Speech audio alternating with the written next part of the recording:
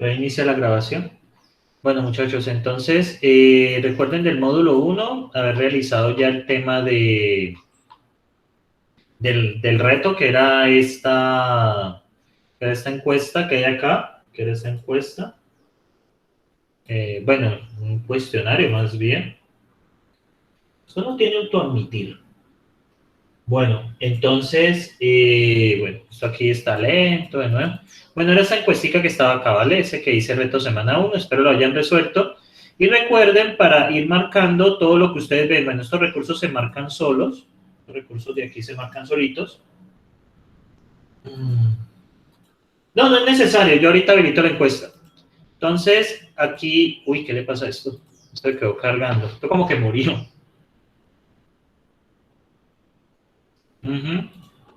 Eso como que murió. Bueno, ya creo que cargó, ahora sí. Bueno, entonces, en el módulo 2, esto como que murió. Módulo 2, bueno, en el módulo 2 van a encontrar el contenido del módulo 2, ya saben, van haciendo la información y yo habilitaré el reto. El reto aún está deshabilitado porque estoy recibiendo unas instrucciones por parte de soporte que hay una cosita que hacer. Ya a los primeros 50 grupos les enviaron un enlace para registrarse en rpl.it. Bueno, aquí está. En registrarse en rpl.it porque es necesario para hacer el taller. Necesario para hacer el taller. Entonces, apenas habiliten eso, yo les habilito el reto. Ya para el miércoles les estaré explicando qué toca hacer. Por ahora hagan estos contenidos y bueno, apenas el campus se estabilice, habilitaré la asistencia. Eso porque pues está como un poco inestable justo en el momento. Debe ser porque mucha gente está entrando al tiempo. Bueno, muchachos. Entonces, pues ya vamos a dar inicio a lo que es esta pues ya parte, ya vamos a iniciar con programación, ya en forma. Y bueno, espero que les haya ido bien en el quiz, en general vi que les fue bien. Tienen 3 intentos, si no estoy mal, entonces pues sigan intentando, pero el quiz, yo ya lo cierro, yo ya cierro el quiz ya finalizando esta semana, o sea, yo lo cierro ya el viernes, el de la semana pasada, como darle oportunidad a la gente que se desatrase. Entonces yo ya el reto ya lo cerraría y pues ya cierra la nota, ¿listo? Entonces para que lo tengan presente. Bueno, entonces, al ajedrez no sé jugarlo, hay que aprender. Sí, el quiz es el reto de la primera semana. Este primer reto de la primera semana era ese de allí. Ya en la segunda semana, pues ya hay de programación. Y van a utilizar RPL, un módulo de RPL que compró la universidad, o sea, en rpl.it. Sin embargo, pues tanto yo como ustedes nos debemos de inscribir. Entonces, estoy esperando es que me den el acceso para yo, pues, mostrarles qué toca hacer. O sea, porque pues, hasta ahora yo conozco el RPL sencillito, yo no conozco el RPL Premium.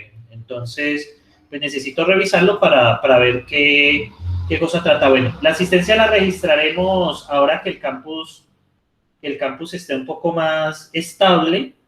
Haremos eso ahora. Déjenme ver si me deja agregar la de hoy. No, muchachos. Esto está bastante... Esperemos un ratico que se estabilice.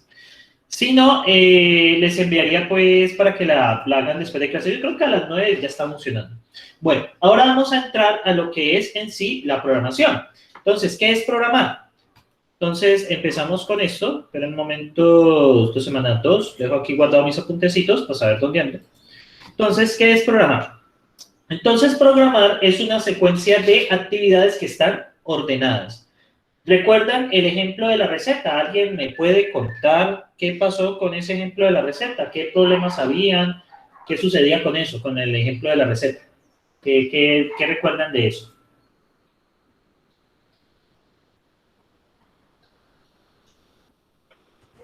Que debe hacerse en el orden en el que se da, si no el producto varía.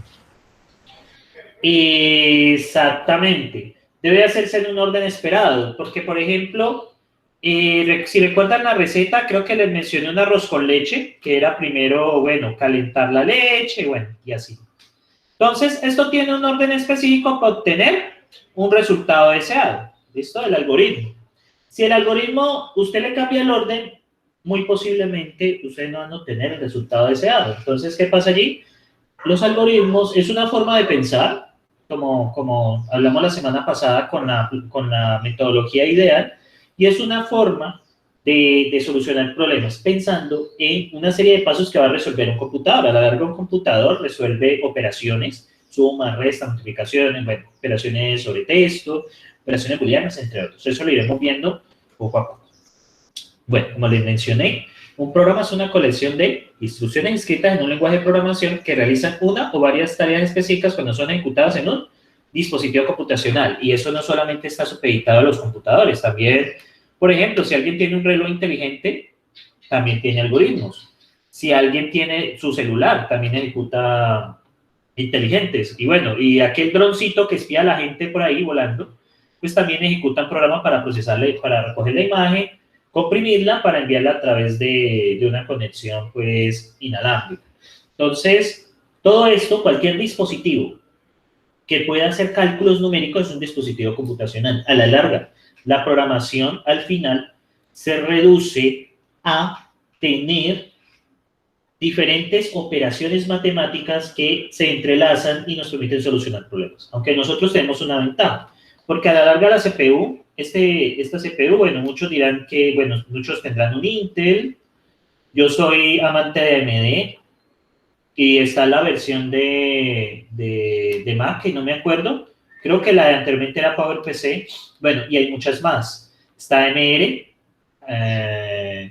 arquitectura ARM, que es la que utilizan los celulares y así. Hay diferentes tipos de procesador. Esta CPU, pues, lo que puede hacer son sumas, restas, multiplicaciones, divisiones, pero con binarios, que son números expresados en ceros y unos. A la larga, el computador sabe de eso. Entonces, ¿qué pasa? A través de la interfaz del lenguaje de programación, yo puedo escribir un código, por ejemplo, en Python. ¿Recuerdan el print hola mundo? Print hola mundo, ta, ta, ta. Y esto a la larga el computador me lo traduce. Yo no tengo nada que ver con eso, es una secuencia de ceros y unos. ¿Sí? Y esto es lo que entiende el computador y ejecuta sus operaciones para efectivamente mostrarme eso en pantalla. Hola mundo, ¿sí? Les cuento una anécdota. Lo de la programación realmente viene de la Segunda Guerra Mundial. Bueno, realmente la programación tal cual y como la conocemos viene... Bueno, la programación de antes de la Segunda Guerra Mundial era mover engranes. Básicamente era una configuración de engranes y a través del número de vueltas que dan esos engranes se podían hacer cálculos. Eso era antes de la Segunda Guerra Mundial. Durante la Segunda Guerra Mundial, bueno, lamentablemente murió mucha gente, pero la Segunda Guerra Mundial, con la inversión militar que se hizo, nació la computación moderna que nosotros conocemos. Uno de los casos más destacados es el de este señor, ay, por Dios, ¿cómo me voy a olvidar de Turing? Alan Turing. ¿Alguien ha escuchado a Alan Turing? ¿Alguien ha escuchado de él? O al menos ha visto la película. Sí, claro, la máquina de Turing. Exactamente, él es nuestro padre de la programación, que él es importante, no es que pues, haya sido la persona que inventó todo esto. Él fue parte de un equipo que diseñó una máquina que usted podía programar mediante tarjetas perforadas. Las tarjetas perforadas básicamente son unas tarjetas donde usted hace rotos con una grapadora, usted hace rotos allí, donde hay roto representa un 1 y donde no hay un roto representa 0. Y bueno, de esa manera se programaba. Y él diseñó, bueno, de acuerdo al espionaje que hicieron, él diseñó un programa que era capaz de descifrar los mensajes de nazis de la máquina Enigma. La máquina Enigma tenía alrededor de 1.500 millones posibles de combinaciones para poder encontrar, pues, descifrar la letra. No sé si ustedes alguna vez en el colegio jugaron este juego, decir que cambio la A por una D, la B por una A, la C por una X y así. ¿Nunca hicieron ese juego? De jugar con otra persona, enviarse mensajes así. Sí. Yo lo hacía, era chistoso porque era hacer chancuco o enviarse mensajes criticando al profesor o la profesora y así capturaran el mensaje, no podía ser descifrado. Entonces, ¿qué hicieron los alemanes? Es la misma técnica, pero ellos usaban un sistema de 3, la X la cambio por una J, digamos la J la cambio por una A. Realmente eran una profundidad de 4 niveles y estos niveles variaban a medida que usted estaba digitando, o sea, también importaba como usted digitaba. Eso dependía pues de unos engranes que habían allí con las letras, realmente cómo se podía configurar eso. Entonces era muy complicado encontrar esta combinación que me dijera, bueno, esta es lo que voy a descifrar. El Turing, bueno, a través del espionaje que hicieron, diseñó un programa mediante las tarjetas perforadas para precisamente descifrar la combinación. Como ellos tenían una máquina, había una máquina de escribir que encriptaba y otra máquina de escribir que desencriptaba. La máquina de escribir que desencriptaba, pues usted coloca el mensaje codificado, coloca la configuración de los engranes y le coloca el mensaje pues ya decodificado. Los alemanes confiaban muchísimo en eso. Ellos ni se dieron cuenta, ya al final de la guerra se dieron cuenta que el código lo habían roto. Y bueno, gracias a esa máquina pudieron encontrar las combinaciones de los mensajes para poderlos descifrar instantáneamente, porque pues un ser humano se tardaría miles de años probando todas las combinaciones. En cambio, la máquina con lo que programó Turing podía encontrar muy rápidamente la clave para configurar la máquina descifradora. Ahora, ¿qué pasa? Digamos que en ese tiempo los hombres estaban en la guerra. ¿Quién creen ustedes que fueron las primeras personas que programaron, o sea, que se encargaban de meter esas tarjetas, usar los engranes y todo eso? ¿Quién lo hacía? ¿Quién lo hacía? ¿Las fuerzas militares o eso? No, las fuerzas militares estaban peleando la guerra. De hecho, en el país casi no habían hombres. Las primeras personas que programaron fueron mujeres. Y hasta los años 60 se consideraba una profesión de mujeres. O sea que yo estoy haciendo, o sea, nosotros estamos aprendiendo algo que se considera una profesión de mujeres. Realmente las mujeres en ese tiempo eran las encargadas de programar. Y de hecho la primera persona que creó un programa en 1888 fue una mujer en la máquina de Charlie Babbage. Bueno. Y una mujer negra, de color negro. Exactamente, para meterle más, digamos, más importancia al asunto. Entonces, efectivamente, las primeras personas que programaron fueron mujeres. Y bueno, ya en los años 60 acá, bueno, se volvió una actividad mixta. Lo que quiero pues vean es que nosotros hacemos una profesión que era considerada de mujeres. Y bueno, ¿y ustedes qué creen que pasó con Alan Turing? Gracias a eso que hizo Alan Turing, empezó a nacer lo que es la computación moderna. Mucha gente miró sus trabajos, él publicó cómo hizo todo esto. Obviamente, pues, sin contar los secretos militares, porque pues, no podía, pero él sí contó cómo diseñaba programas. Y a partir de esos artículos que él escribió, bueno, nacen los lenguajes de programación y nace todo eso que tenemos actualmente en el juego que usted flamea o en el WhatsApp donde usted pelea con las otras personas. Todo eso está hecho con lenguajes de programación. Entonces, gracias a él, pues, nace todo eso. O sea, él fue una de las personas más importantes. Y la historia de él es muy triste.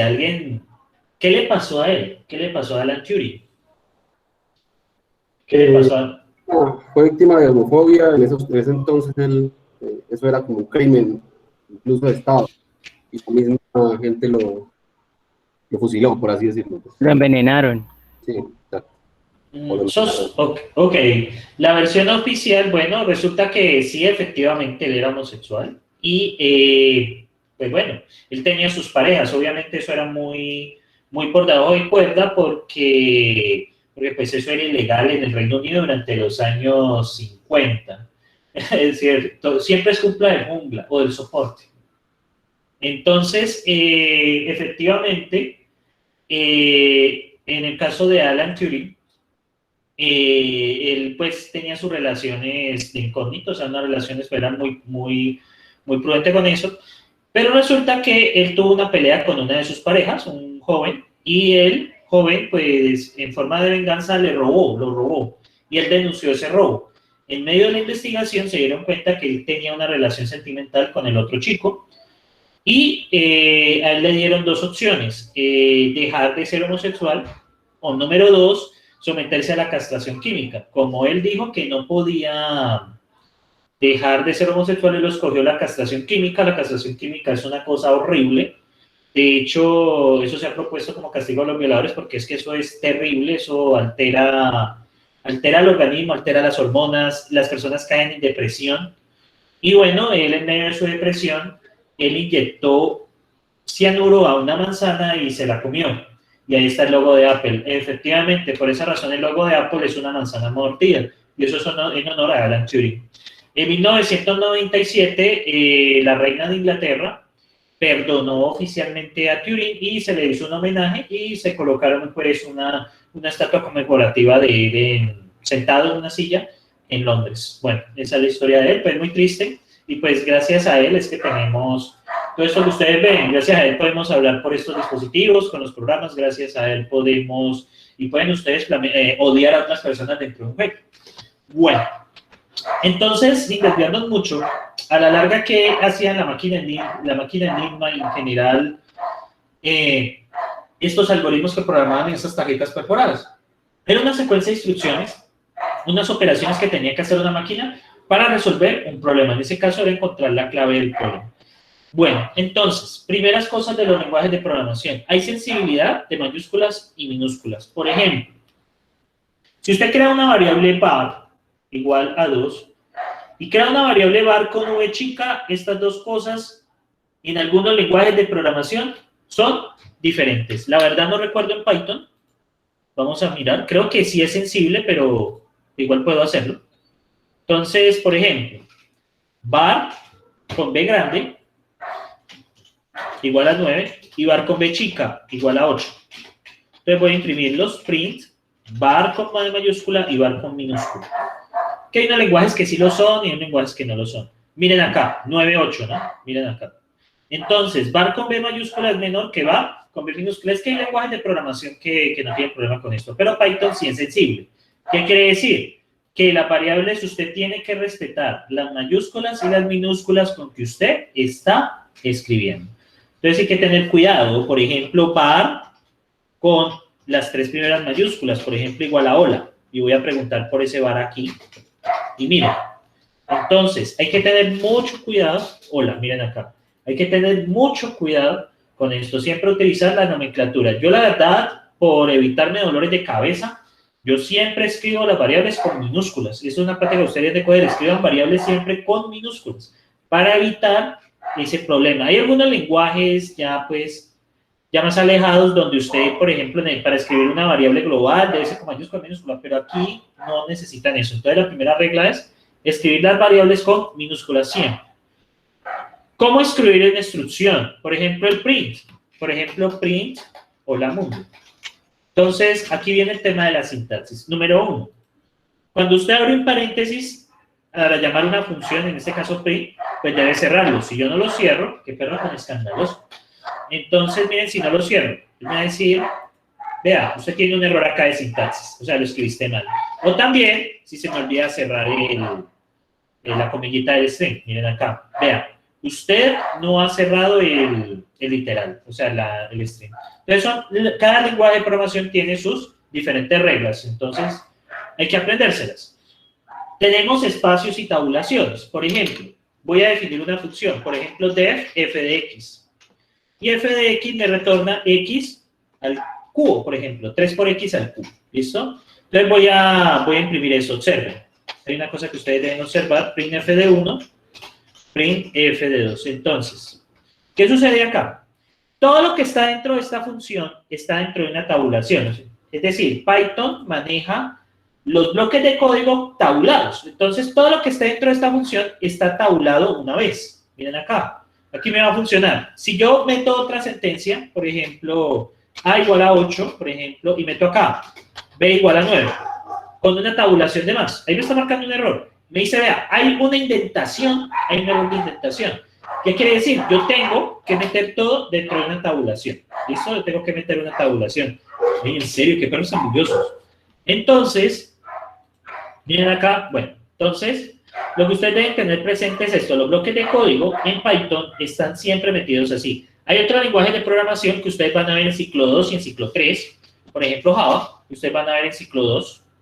Entonces, en Java, pues uno no tiene ese problema. ¿Por qué? Porque los bloques de código, bueno, aquí está cargando, porque los bloques de código están entre llaves. Entonces, yo podría tener esto feo. Miren, así por ejemplo. Así por ejemplo podría tenerlo. Miren, podría tenerlo así.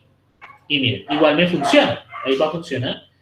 Porque este lenguaje de programación no depende de la tabulación. Pero en el caso, bueno, ahí está cargando. Pero en el caso de Python, ahí está, hola mundo. Entonces, en el caso de Python, ustedes deben hacer esa tabulación. Una de las cosas más difíciles de pronto de aprender acá, por ejemplo, este es un ejemplo que hice en JavaScript, es otro lenguaje que hice para otro curso que estoy dando. Y miren, yo utilizo llaves para abrir y cerrar, miren. Aquí hay una condicional y miren, ¿sí lo ven? Este mismo código yo también lo hice en Python. Aquí está. Entonces, este mismo código que hice en Python, observen, ¿qué utilizo para decir que una cosa está dentro de un código? Esto es un ciclo. Observan que aquí está la tabulación y miren cómo me marca aquí las líneas, claramente. Entonces, es la primera cosa que ustedes deben tener cuidado con Python. Es el tema de la tabulación. Adaptarse a eso es complicado. Yo puedo usar espacios o puedo usar tab. Personalmente yo prefiero tab porque con espacio a veces no se alcanza a ver la diferencia. En cambio, con tab se ve más organizado. Entonces, todo lo que está dentro de este def está aquí. ¿Qué es eso? Dentro de esta tabulación. Todo lo que está dentro de este for está dentro de esta tabulación. Y lo que está dentro de este if es esta tabulación de acá. Miren que este return true, miren que está dentro de este for.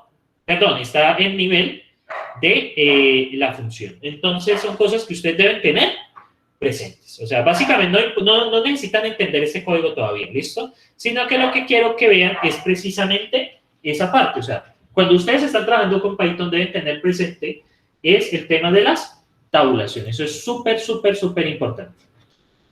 Comentarios. Hay dos tipos de comentarios. Comentarios son como noticas que uno hace en el código y pues deberían de ser una buena práctica de programación. Yo les recomiendo un par de ellos. Vamos con mi RPL que tenía por acá, que se me perdió. Vamos a ver si aquí ya me carga la asistencia. Ah, bueno, ya me está cargando. Hoy es 10 de mayo, entonces esto va de 6 de la tarde a 9, ¿no? A 21. Y marcado automático y selecciona, vamos a ver, permitir a los estudiantes registrar su propia asistencia, 18 a 21 hoy, listo. Entonces, mientras pasa eso. Entonces, ¿qué pasa acá, muchachos? Entonces, voy a buscar ese código que se me ha extraviado, me lo robaron. Ok, vuelvo a hacerlo. Entonces, ¿qué sucede acá? Bueno, vamos a crear el RPL. Entonces, lo primero que ustedes deben hacer, hay dos tipos de comentarios. Hay un comentario. Uy, ¿cierto que están canciones de los perritos? Pero bueno, entonces, hay un comentario de una línea, por ejemplo, este código es feo. Pero ya cuando salgo de esto, pues ya no está. Es básicamente esta que ustedes ven acá con numeral. Pero hay otro que es de varias líneas, que es con 3 comillitas. Son 3 comillitas, ¿listo? Entonces yo puedo hacer 3 comillitas y, por ejemplo, colocar autor, mi nombre, la fecha, digamos 10 de mayo, de 2021, y este es un archivo de ejemplo para el Minty. Muy bien. Entonces, ¿qué sucede acá? Esto es un comentario de varias líneas. Digamos, lo utiliza uno para como colocar comentarios largos. Por ejemplo, aquí estoy mostrando una práctica que ustedes deberían de tener. Cuando ustedes tienen hijos, usted le coloca un nombre y usted se hace cargo del niño o de la niña. Entonces, en ese caso, vean el código como un hijito suyo. ¿Qué quiere decir eso? Pues póngale su nombre, usted es el autor de eso. ¿Listo? Eso es mío. ¿Sí? Yo soy el creador de eso. Entonces, cuando ustedes, por ejemplo, pues disfrutan el acto, pero luego no les gustan las consecuencias, ¿no? Pues hay que hacerse cargo de las consecuencias. Entonces, yo soy el papá o la mamá de ese niño. Muy bien. Entonces, el autor, y hay comentarios cortos, por ejemplo, esta función se utiliza para sumar 2 números, por ejemplo. Entonces, aquí declaro, por ejemplo, la función x, y recibe a X y a Y. Y básicamente me devuelve X más Y. ¿Listo? Y acá la llamo. Por ejemplo, print f de 1,2, print de f 2,3. Y acá haría un comentario, por ejemplo, pruebas, por ejemplo. ¿Listo? Entonces, son cosas que uno debe tener presentes en este caso. Y miren la tabulación como ya lo estoy. Bueno, aquí está 3 y 5. Entonces, son cosas que uno debería de tener presentes. O sea, estos comentarios que ustedes ven acá, que son... Tienen comentarios de una línea o comentarios de varias líneas. El 3 comillitas debe iniciarse y debe terminarse pues con lo mismo. ¿Listo? Esto sí deben terminarlo porque no todo el código les queda comentado. Bueno, muchachos, aquí ya pueden registrar la asistencia. ¿Listo? Entonces, recuerden, para registrar la asistencia, van al curso, ya que el campus volvió. Bueno, van al campus cuando cargue. Ok. Luego miramos eso, cuando cargue.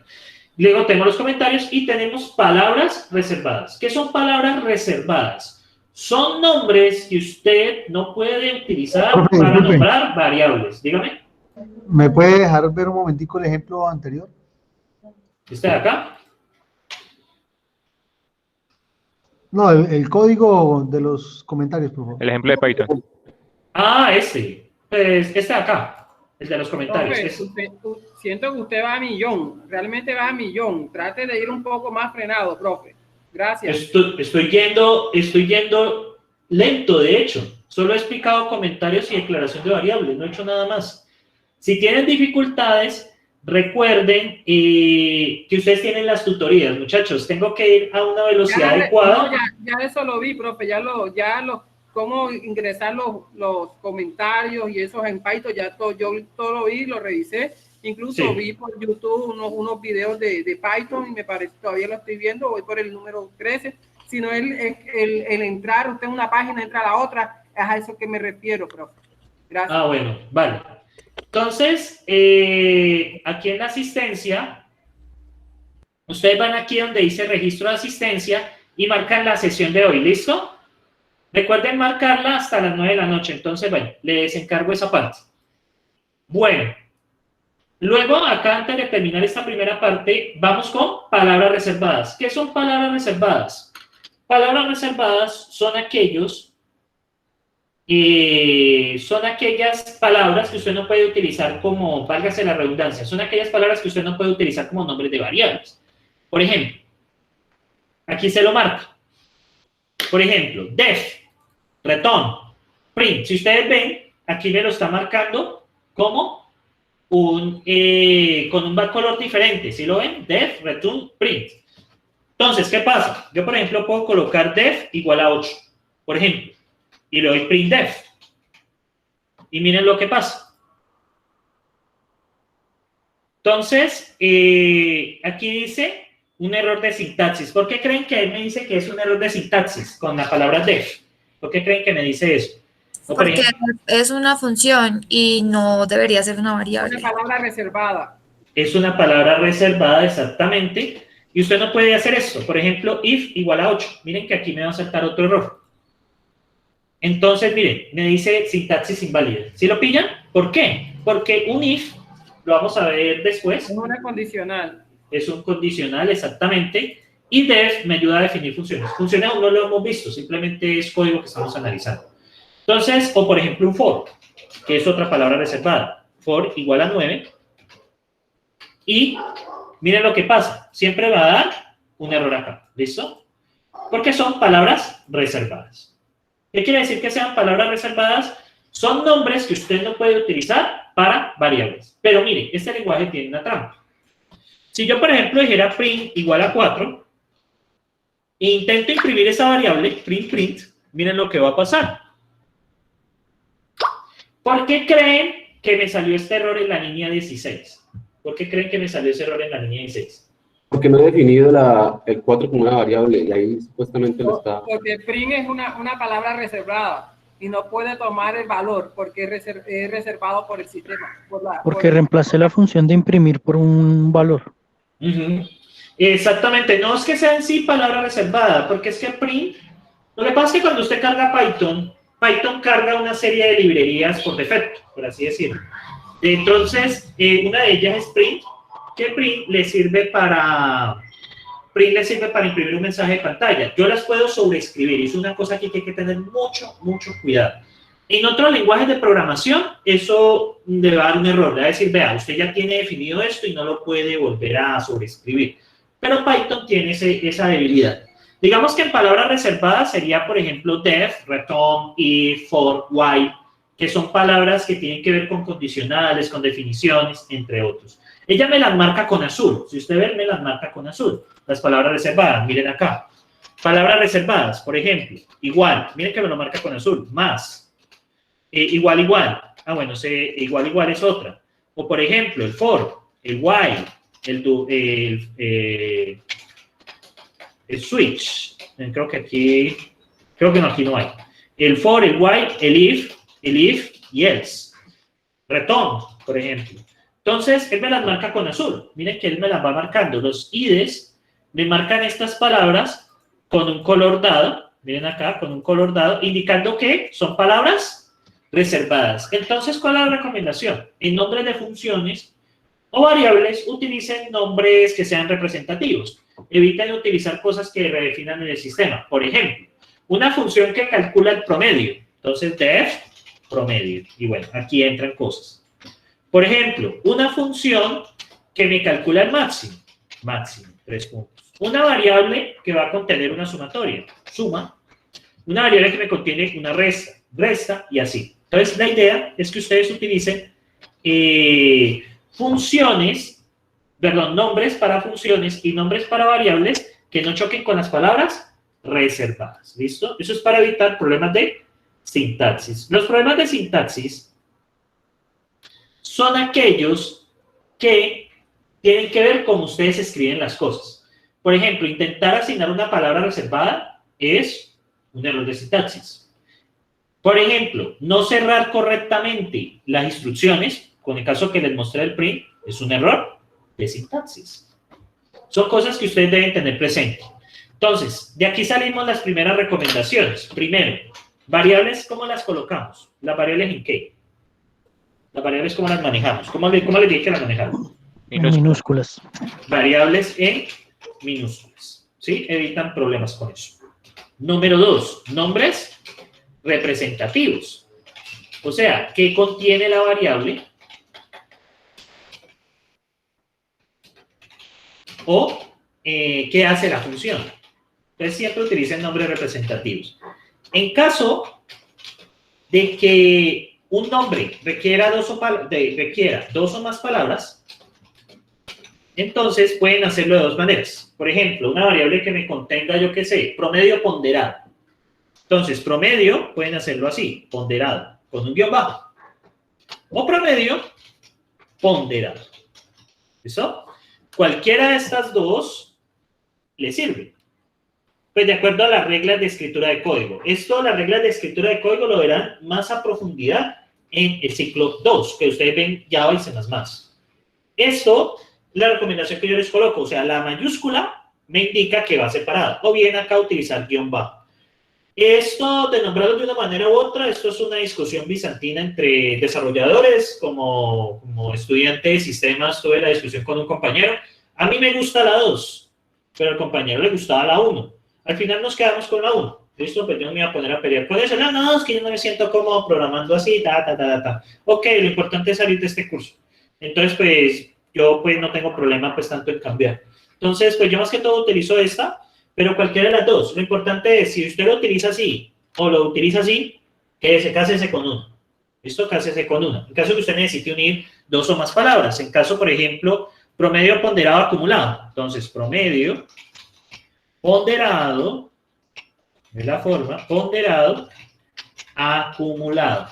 O la otra es promedio ponderado acumulado. Entonces, cualquiera de las dos. Lo importante es que usted en los nombres de variables no puede usar espacios. Nunca usar espacios. Y otra recomendación. Espacios. Evitar tildes y ñes. Porque esto está en inglés. Python le soporta la ñ y las tildes. Pero C++ no le va a soportar eso. Java en las últimas versiones lo soporta. Pero si de pronto usted trabaja en una versión un poquitico más antigua, por ejemplo, una de la década pasada, si usted hace una variable con ñ, entonces no. Entonces, por ejemplo, una variable que diga el año. Entonces, obviamente, pues yo no podría usar año. ¿Listo? No podría usar eso. Python se los acepta, pero eliminen eso. Entonces, suele utilizar es año o año. ¿Por qué creen que evitan solo ponerle la n? Esa variable es chistosa. ¿Por qué creen que evitan colocarle la n? Ah, también el den, Jesús, también el den. No se puede usar. ¿Por qué creen que evitan sencillamente cambiarle la n?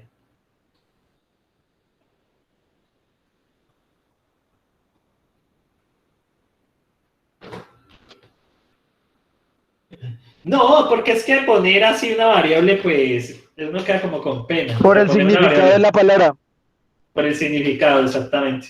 Es una pues, anécdota que les cuento ahí. Ahora, por ejemplo, si una variable es día, no la coloque así, colóquela de esta manera.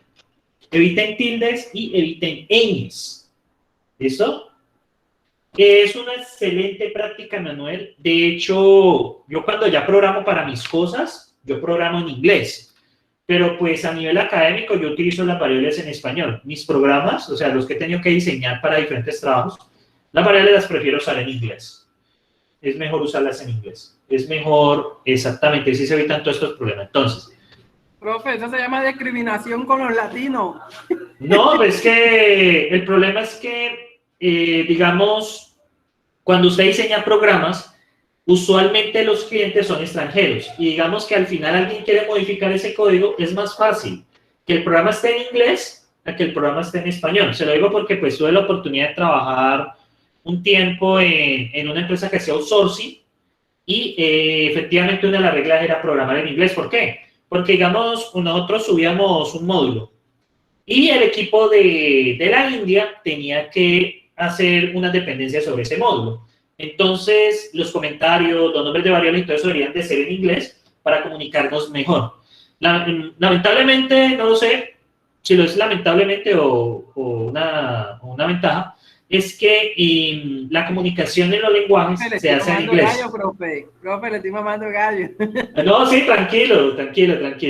No, sino que el comentario es muy válido, porque es que dice, no, pero ¿y por qué no en español? Es muy válido. Entonces, la respuesta es porque estamos en un mundo donde los equipos están en varios países. Nosotros aquí en Colombia somos trabajadores baratos a comparación de un trabajador en Estados Unidos. O sea, con lo que nos pagan en dólares, realmente ni es la mitad de lo que gana un trabajador estadounidense. Exactamente. Entonces hay que acostumbrarse y volver el inglés parte de sus bits. Entonces, acá, lo que ustedes tengan presente son estas reglas. Primero, usar variables en minúsculas para evitar ese problemita de que la coloqué en mayúscula y luego se me olvidó. Luego, la sintaxis de las instrucciones, reglas básicas. Paréntesis que abre, paréntesis que cierra. Llave que abre, llave que cierra. Todo lo que abre tiene que cerrar. Comillita que abre, comillita que cierra. Luego vienen los espacios y las tabulaciones. En Python, a diferencia de otros lenguajes de programación, los segmentos de código se colocan dentro de una tabulación dada. Luego viene el tema de los comentarios. Tenemos con numeral comentarios de una línea y con 3 comillitas que abren y 3 comillitas que cierran. Esto no está aquí, pero yo lo explico. Serían los comentarios de más de una línea.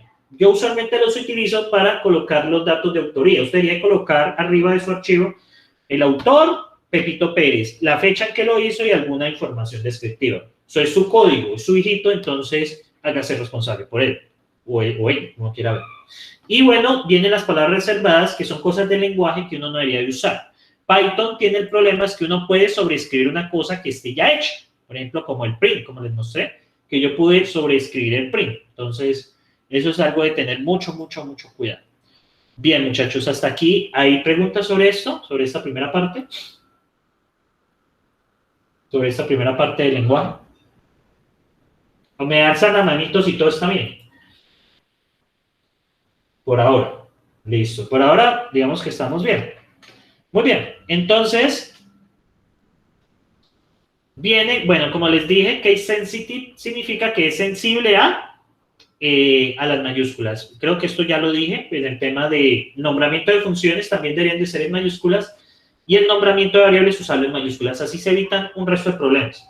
Ya cuando ustedes tengan más experiencia, si usted quiere usar sus cosas en mayúsculas, hágale, no, nadie lo va a impedir, pero tenga presente eso, que una cosa es casa en minúscula y otra cosa es casa con la C mayúscula, otra es casa con las 2 primeras mayúsculas y así. Hay sensibilidad, eso es case sensitive, que es sensible a si es mayúscula o minúscula. Bueno, listo. ¿Qué sucede después de esto? Usted tiene su código fuente. Listo, el código fuente que yo escribí acá, esta cosita sencilla, ese FDX que escribí allí, creo que se me borraron las pruebas. Creo que lo había dejado, bueno, voy a volver donde estaba. Entonces, este código que ustedes ven aquí, muchachos, este código, ¿qué pasa con eso? Este código, hay dos cosas, la compilación y la interpretación. Son dos cosas diferentes. Y la interpretación. Voy a la compilación. La compilación es un proceso en el cual su código fuente se transforma en otro archivo. Básicamente se hace una traducción de este código a código binario. O sea, este código se transforma en código binario de ceros y unos. ¿Correcto? Y ese código se empaqueta de tal manera se ejecute en el sistema operativo. Ustedes en Windows, no sé si han visto los archivos .exe. ¿Qué son los archivos .exe? ¿Qué son los archivos .exe? Ejecutables. Ejecutables, es decir, que el archivo se ejecuta por sí mismo. Cuando usted compila un programa, en Windows se va a generar un .exe, que usted le puede dar doble clic y abre la ventana, bueno, hace lo que tiene que hacer. En Linux es un archivo binario, ¿listo? Básicamente que se puede ejecutar. Entonces, yo los archivos binarios que tengo acá, por ejemplo, yo puedo ejecutar un comando, por ejemplo, dir. Usted ejecuta dir, o ls, o bueno, lo que usted, o Explorer en Windows. Cuando usted ejecuta Explorer, se abre el explorador de Windows. Son archivos ejecutables, son archivos que han sido compilados. Es un proceso de traducción de ese código fuente a un archivo ejecutable. El archivo ejecutable está escrito en binario. De hecho, si usted quiere ver qué hay dentro de un archivo binario, le recomiendo descargar este archivo que se llama sview. Y usted puede abrir cualquier ejecutable de Windows y allí mirar esa parte. Listo. Dígame, Julián. Sí, profe, o sea que se puede ver el código fuente de la programación que se hizo. No. Una vez que se compila, se transforma en un binario que entiende el sistema operativo, pero el código se pierde. Solo queda el binario que representa lo que hiciste. Es una muy buena pregunta. Cuando ves SView, ves los comandos. Uno puede ver el código HTML, ¿no? Como está una página web, pero... Ah, sí, por supuesto. O sea, lo que yo voy a hacer acá... Uno podría, después de que esté ya compilado. Sí, exactamente. Es que el código fuente de una página, herramientas de desarrollo, ver código fuente de la página. Este código fuente, bueno, es de RPL. Este código fuente, bueno, es lo que ustedes van a ver en el ciclo 4, que es programación HTML y CSS. Básicamente esta página es eso. Y esto es interpretado. Realmente esto es interpretado. El interpretador es el navegador. Esto no se compila. Usted sencillamente abre el navegador y el navegador le renderiza lo que usted hace. Eso puede verse como una interpretación. Usted en ciclo 1, estas primeras 7 semanas, ve introducción a la programación. O sea, mi labor es, y la labor del tutor que los va a acompañar, es que ustedes aprendan a programar de forma básica. Ya en ciclo 2 y en ciclo 3 se hacen, pues, el estudio de programación orientada a objetos. O sea, se hace, digamos que ustedes aborden conceptos más fuertes en programación. Y ya en ciclo 4 es la especialización, que ustedes pueden escoger desarrollo móvil o desarrollo web, cualquiera de las dos, o sea, una u otra. Ahí ya depende. Ambas son buenas, ambas especializaciones son buenas. No diría que una es mejor que la otra, la verdad, no. Entonces, ¿Cuál podría dar más fuente de ingresos a futuro? De pronto es complicado, bueno, verlo en este momento, pero en estos momentos se ve como una explosión de lo móvil. Entonces, móvil es una buena apuesta, pero actualmente se consigue buen trabajo con desarrollo web. De todos modos, si usted ve móvil, es muy fácil hacer el salto a web, o viceversa. Si usted ve web, es muy fácil hacer el salto a móvil, porque los conceptos se entrelazan. Pero, profe, sí, en el tema uno gana más plática con el web. Listo. Julián, termina y contesta la de Orley. Dime, Julián. No, digamos que en el desarrollo de páginas web en WordPress, donde se manejan ya, digamos, plantillas que, digamos, se arma la maqueta como uno quiera, pues, o sea, ¿cuál sería la diferencia con desarrollarlo de esta manera? Vale. Para desarrollar esos módulos en WordPress, Joomla, bueno, esos gestores de contenido, los módulos usted los puede desarrollar usando PHP o HTML/JS. Usted puede desarrollar módulos personalizados para lo que usted necesite. Digamos que en esa parte, el desarrollo web le da esa habilidad de manejar eso. O sea, por ejemplo, en el caso suyo, de pronto que para hacer apoyo a contabilidad, ambas son buenas. Digamos, si usted quiere hacer algo para su empresa o para su negocio propio, puede ser desarrollo web. De pronto ofrecer algún servicio, desarrollo web sería una buena alternativa. Ahora, desarrollo móvil también tiene sus ventajas porque está orientado a los dispositivos móviles y actualmente está en boom. Ambas son muy buenas. Y como les digo, no importa la que escojan al final.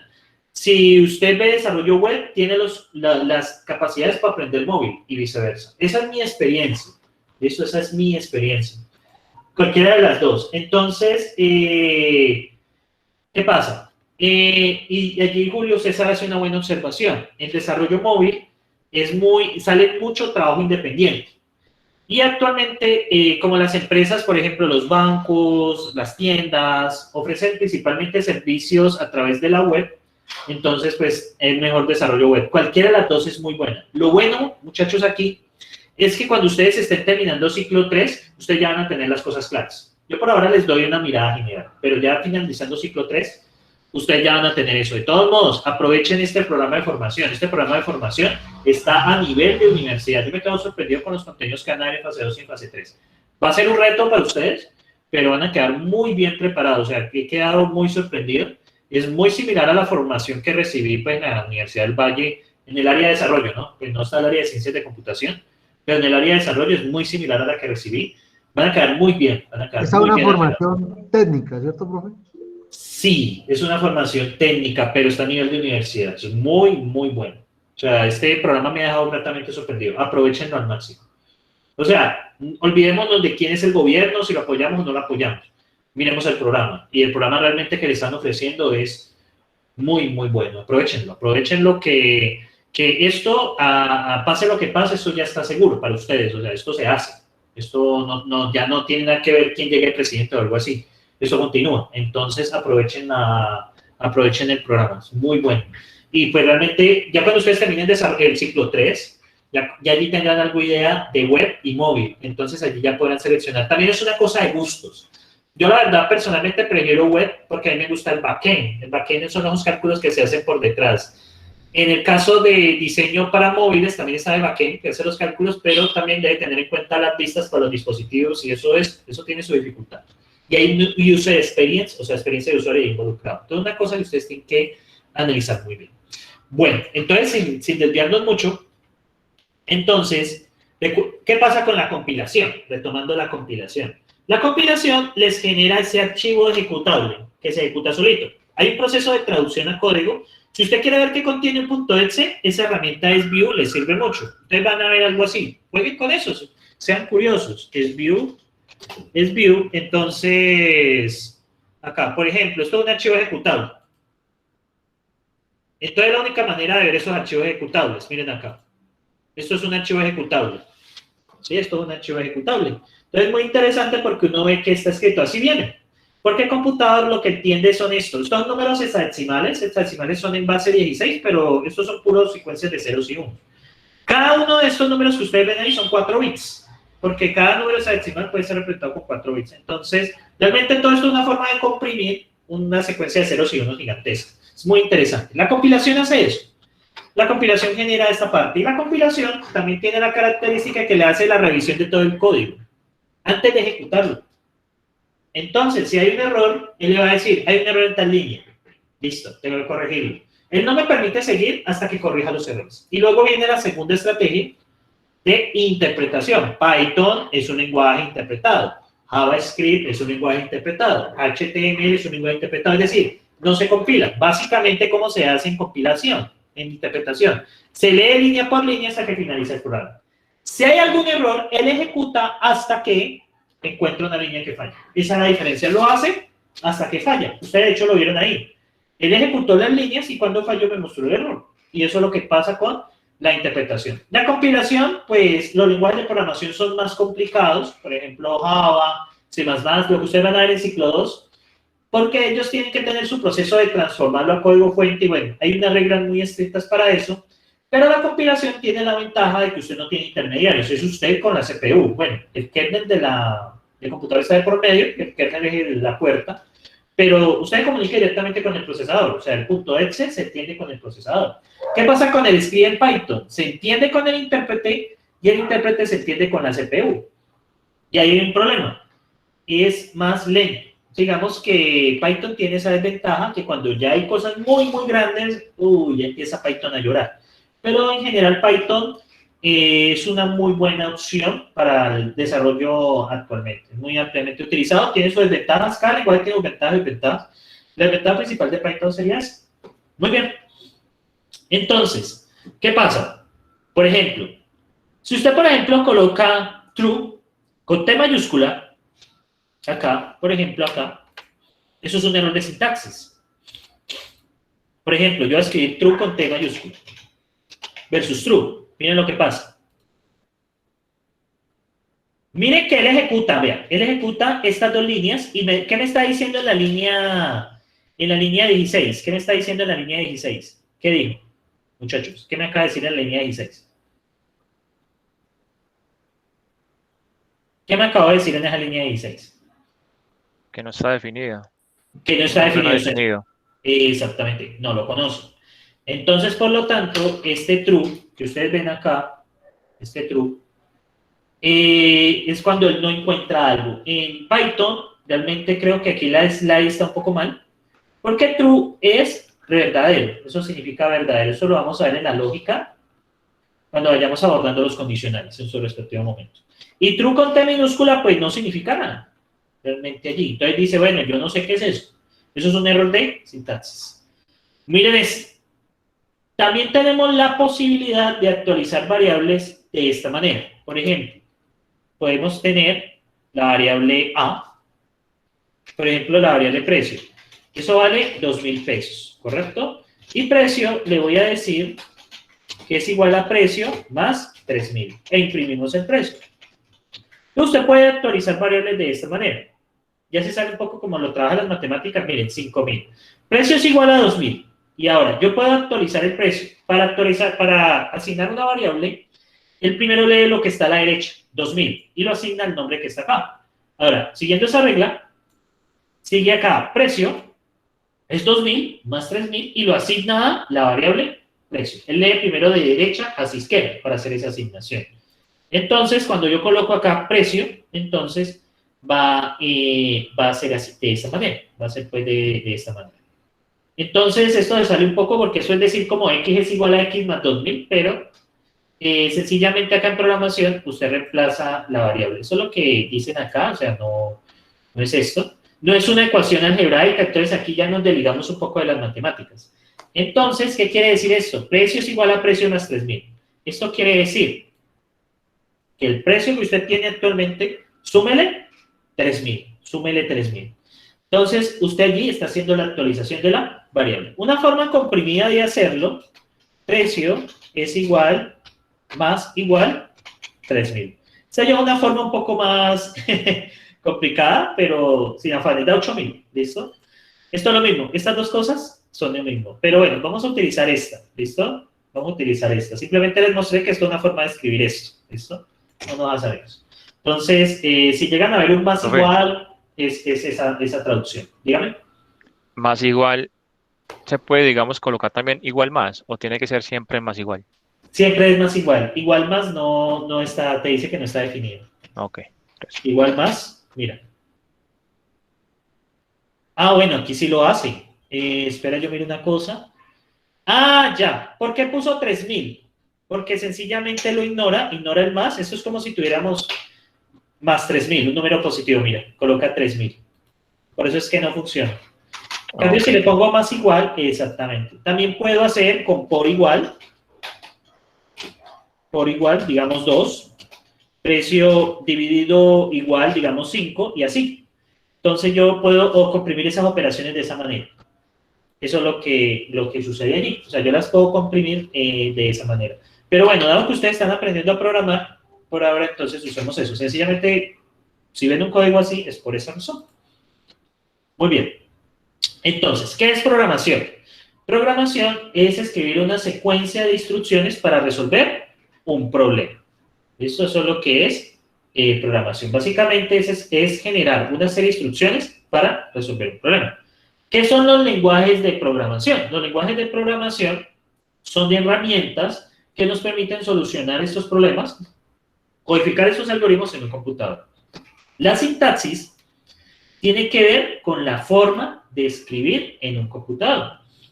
Y tenemos las reglas sintácticas. Las reglas sintácticas son aquellas que nos permiten escribir correctamente un código. Recuerden que la sintaxis es la forma de escribir y las reglas sintácticas tienen que ver con lo que significa ese código. ¿Listo? Entonces, con estas dos, nosotros vamos a quedar igual. Esto es cuestión de práctica. Es cuestión de práctica. Bueno, muchachos, yo les hago una pregunta. ¿Prefieren un descanso de 10 minutos ahora o un descanso y otro descanso de 10 minutos entre la otra hora? ¿O prefieren un descanso de 15 minutos a hora a las y media? O sea, 2 descansos de 10 o uno de 15. No, 2 de 10. 2 de 10. 2 de 10. Sí, 2 de 10, profe. Listo, ustedes son los que mandan entonces. No, igual, tranquilos, no nos atrasamos, no se preocupen. Entonces, de todos modos, uno siempre termina unos 5 o 10 minutos antes, ¿listo? No hay problema. Bueno, muchachos, entonces tomando un descanso de 10 minuticos y nos estaríamos viendo entonces a las 7 y 10. Entonces vayan, coman algo, estírense y nos vemos a las 7 y 10. Detengo la grabación aquí y...